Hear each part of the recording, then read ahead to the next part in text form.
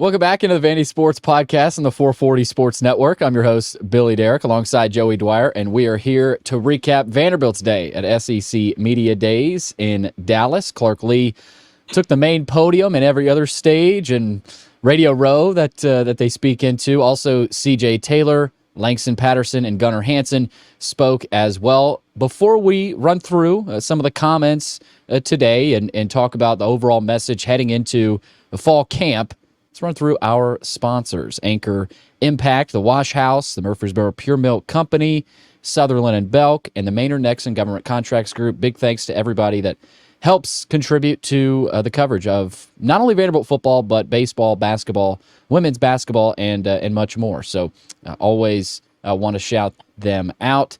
Joey, let's get to it. Vanderbilt's day at SEC Media Days. We'll start with Clark Lea, some of his comments. I thought it was interesting how he sounded very organized, as he usually does. Clark Lea, you go to a Clark Lea presser, it's very buttoned down and very organized and structured. That's how he is, right?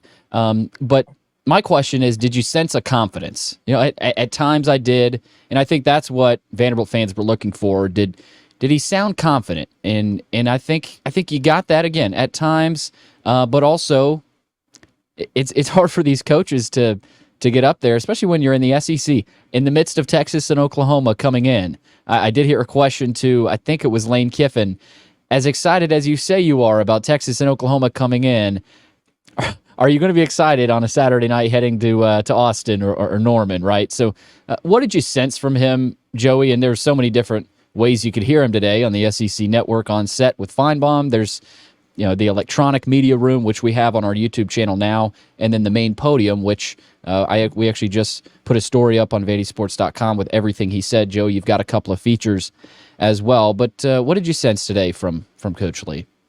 Yeah, it was a lot different than last year, and that was kind of my main takeaway. Last year, they were one of the stories of SEC Media Day. This year, I think Clark Lea acknowledged that last year they thought the natural step was that they were going to make a bowl game and be a postseason type team after winning 5 games. Today, I think he kind of came to terms with the fact that the journey for them is not always going to be linear.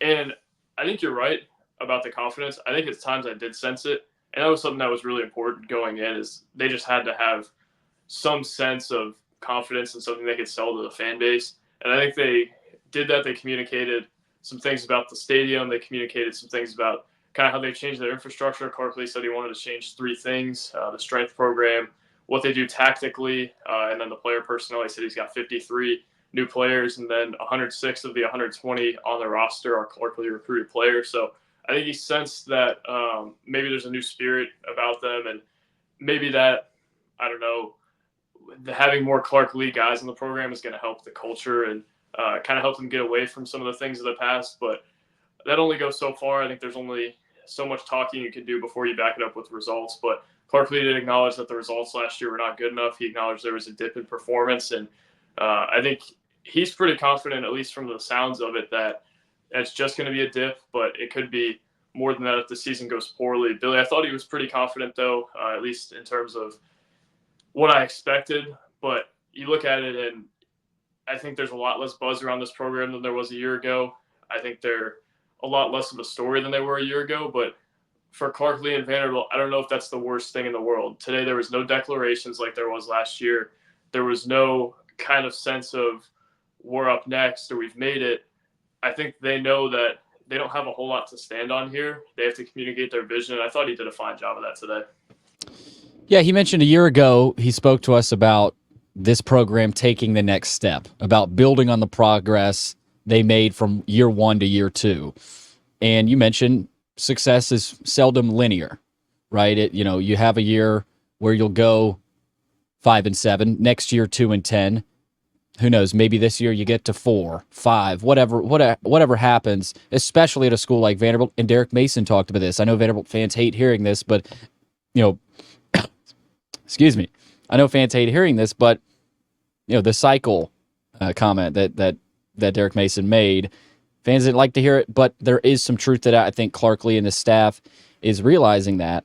But the first thing he mentioned was the way they train, right? In training, that's not, that's not on the field. Obviously, it's connected to on-field performance, but he said it was clear we weren't developing physically at a rate that was closing the gap between them and other SEC teams, right? And they just sort of stagnated, whether it was weight room, Joey staying healthy. I mean, that staying healthy was a big part of last year. This was an injury-prone team last year.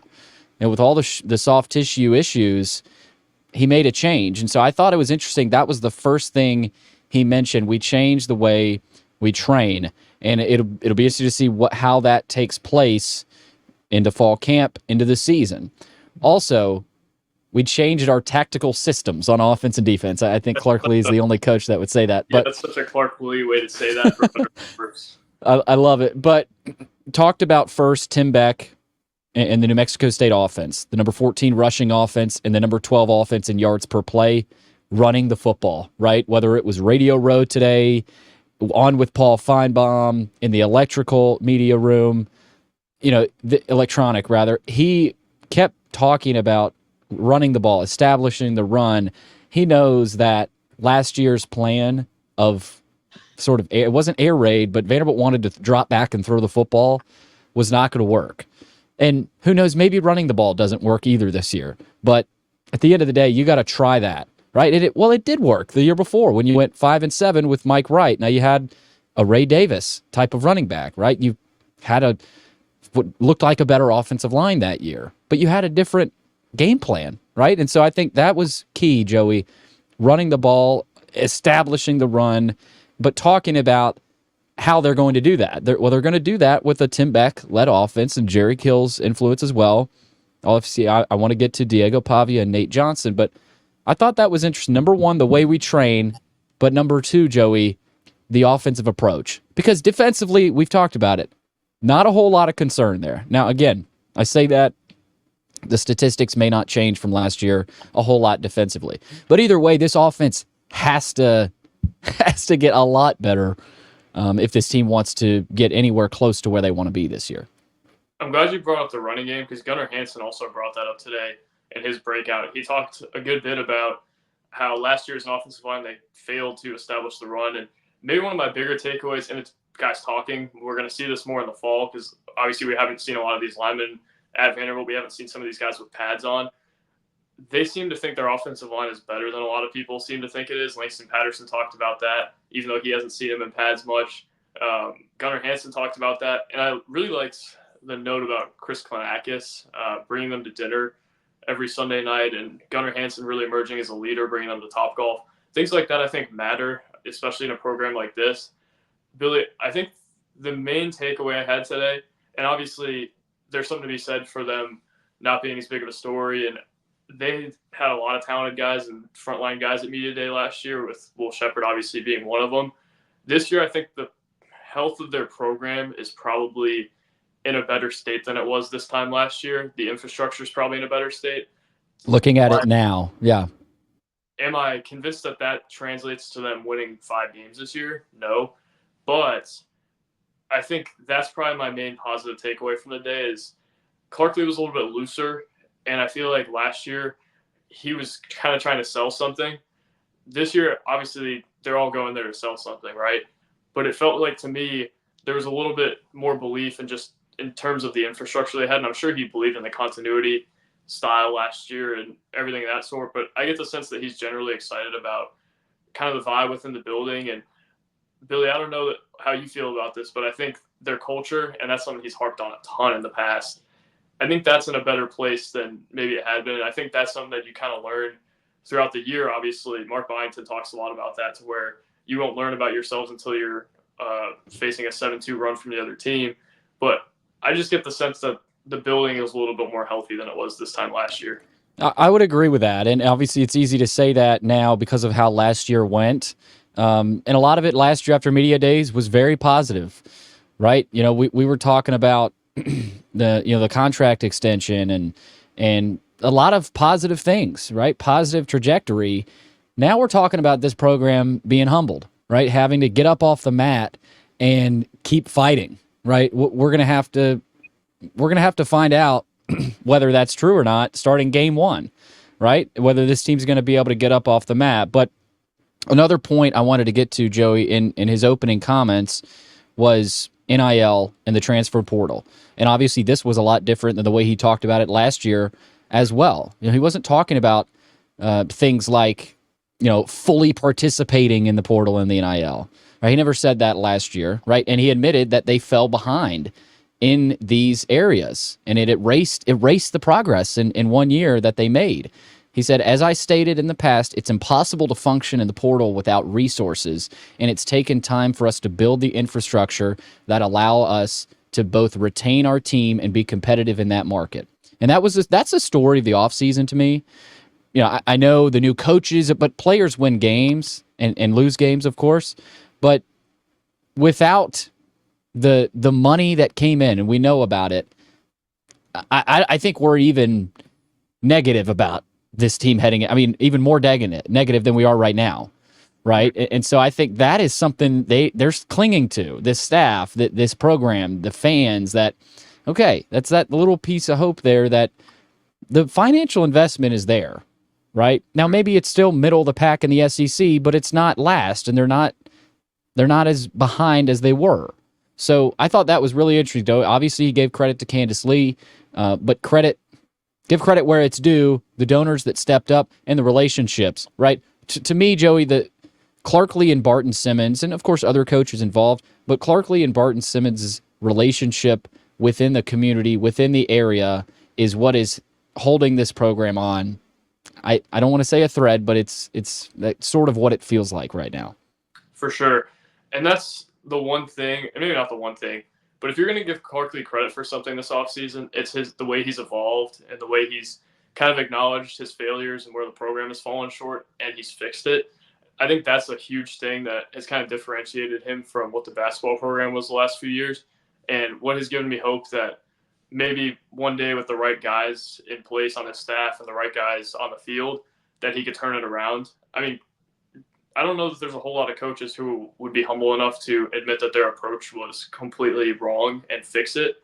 Maybe guys would think that, but they wouldn't actually go out of their way to reflect as deeply as Clark Lea did on it. And I think we've seen that throughout a lot of the offseason. He's pretty open in his opening statement today on the main stage about that, to where he was talking a lot about how their results last year weren't good enough, how he thought they had something that they didn't, and how he needed to fix it. And whether it works or not, you got to give Clark Lea a lot of credit for going out of his way to fix it. He's done that with the transfer class. He's done that on his staff. He's done it with the strength program. And we should talk a little more about Diego Pavia and what he said about him, the maniac. But I think Clark Lea obviously is sticking to his principles in terms of wanting to be a people-first program. And he mentioned that, and I think that generated a lot of respect from people, just the way he kind of talked about how he wanted to do it with people and how better people are better football players by association. I think that was a big thing, and that's always been important to him. But he's also evolved in some ways that are going to help him produce better results on the field, Billy. People first, mission always. I thought that was a pretty strong statement there. And you saw some players on Twitter retweeting that as well, which, again, that is what it is. But the culture part of this, Joey, feels right? But obviously better than it probably felt last year at this time for the program. Another aspect we're going to get into here, the quarterback position. And there is a quarterback battle, ladies and gentlemen. Nate Johnson and Diego Pavia. And obviously you bring up Berlowitz and Dickey and the other freshmen, which there's pretty good players behind them too, Joey, but obviously haven't played a ton. Diego Pavia was brought up. I think later in the Q&A, he said basically he was asked, tell us about the addition of Diego Pavia. He said he brings experience, a competitive edge. We've already felt his presence in our locker room. Now, that stood out to me, and I've heard behind from some people behind closed doors that is true, indeed the case, that Pavia has sort of come in and made his presence felt. Now, you got to do it on the field, but I thought that was interesting, right? Those comments there. There's a quarterback competition we're undergoing right now. That will be true up until we play Virginia Tech. But there wasn't a question about Nate Johnson, right? So I think that's a storyline here, Joey. The questions are about Diego Pavia. A lot of it is about Pavia. It'll be interesting to see where this goes, especially with Nate Johnson. There hasn't been a ton of talk all of a sudden about Nate Johnson. Not saying that's wrong, or not saying that's right, but a lot of it is about Diego Pavia, which I think is interesting messaging, not from Clark, but from the media. It feels like they're trying to pull something out of Clark, but he won't give it to him. So there's a quarterback battle, whether that that means much or not for this season. Yeah, I thought it was interesting that he declared that publicly when he was asked about Pavia. He was asked about Nate Johnson on the side stage, and I don't know that his remarks about Nate Johnson were kind of as strong as they were about Pavia. He talked about his speed a little bit, how he's such a good athlete as a quarterback. It was interesting to me, and this could be complete conjecture, but Nate Johnson was talked about. He talked about some of his physical traits. Diego Pavia, he talked about his mindset. Maybe that's because he hasn't seen Pavia as much in person, but I just thought that was kind of a interesting note. Pavia was described as a maniac by Clark Lea, I think in a good way. So that was interesting. But Pavia, I think, probably the guy who you're going to think of nationally as a quarterback. I think everybody nationally has kind of pinpointed him as the guy for the job. But Nate Johnson, I think, has kind of a chip, and I think could be a guy that makes a push for the job as well. We've talked about that a lot, but it is going to be interesting to see with him. It feels like a lot of people have kind of written him off, and I don't know that I'm ready to write Nate Johnson off for that job yet. Even if he doesn't start week one, I think he's a guy who has a ton of upside and could be used in some form or fashion. What Clark Lea doesn't want to be used, Billy, and we talked about this before, is Broadway. I thought that was one of the quotes of SEC Media Day today. He said, let me pull the quote up, Billy. It was one of the all-time Clark Lea quotes. He was asked about distractions being in Nashville. We don't recruit to Broadway. I'm not interested in having guys down on the honky tonk. That was where I kind of got the loose impression from Clark Lea. And he also joked about the college football video game coming out today and guys being in the weight room the next morning after being up late. So that's where I got some of the looseness from. I thought he was a little bit tighter on the main stage, but I thought that was interesting. And Clark Lea has always talked about Nashville as a resource. He knows Nashville. He's always known Nashville, and he knows the downsides to it as well. Also, part of that, Clark Lea talked about how when you're experiencing a city like Nashville as a college guy, a college football player, it helps you as a pro because it's going to prepare you for kind of being in a bubble in a professional town. And he said he was talking about how there's guys in his program that are going to be pros and are going to have to deal with that, which I thought was interesting, a vote of confidence for his guys there. And he acknowledged the draft slip over the last few years, but also acknowledged that he thinks he's got something with the guys he has. Yeah, and also, we talk about the quarterback position, but at the end of the day, Vanderbilt, it's more than just the quarterback position, right? It's about the offensive line, and it's about the running. It's about every other position almost more doing their jobs. And that was another theme of today, right? Just polishing up, right? Cleaning things up and starting to play clean football. Obviously, we talked about that a lot last year. Hopefully, for Vanderbilt fans, we don't talk about that as much this year. I want to get to some of the player comments, Joey, that stood out to us, and then we'll kind of put the wraps on this thing. Langston Patterson was impressive today. I thought he was very well educated. He's a junior now, right? So he's an older guy. He's the leader of this defense. He said, as the linebacker, right? But you've also got C.J. Taylor back there in the secondary as well. But he talked about why he came to Vanderbilt, and I thought this was really interesting. He said, I was looking at UT, Notre Dame, all those, what you would say high-profile college teams. And he said, God opened and closed doors. I know Vanderbilt is where he wants me, and Vanderbilt is where I'm supposed to play. And a big part of that is because of Clark Lea and how I love to play for that guy. He's the only person at Vanderbilt that I think that wants the program to win more than I do. So Langston Patterson's from Nashville, right? He is the glue. He feels like the thing that's tying this team together in a way. And we asked him on the Plaster Show today, why did you come back to Vanderbilt? Because we know you had some offers to leave. And he just went into Clark Lea and went into being home. And I just think of Langston Patterson as a real catalyst this year, Joey, that obviously has to stay healthy for this team, but as a well-spoken, smart, educated leader of this team that, is a prototype type of kid for Clark Lea. he's an extension of Clark Lea on the field. I think that's the best way to put it. And he's an extension of Clark Lea when he talks as well. He's all about the same type of messaging.